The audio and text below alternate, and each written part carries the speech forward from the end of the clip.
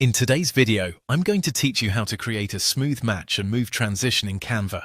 We're going to keep this simple and practical so you can follow along easily and recreate the effect on your own design.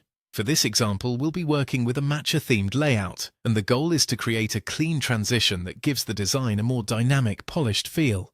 To begin, open Canva and load the design you want to animate. In this case, we'll be using the matcha design shown here. Before adding any transition, it's important to set up the pages correctly because the animation depends on the differences between them. Once your design is open, the first thing you need to do is duplicate the page. This gives you two versions of the same design to work with. Duplicating the page is useful because it keeps all your elements in place and saves time.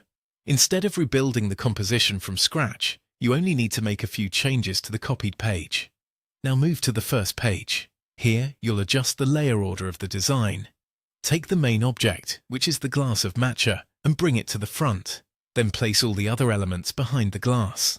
This part matters because the transition effect becomes much more noticeable when Canva detects changes in position or layering between pages. If your layers are arranged correctly, the motion will look smooth and intentional instead of awkward or flat. After that, check both pages carefully. Between the two pages, there should be space where you can add a transition.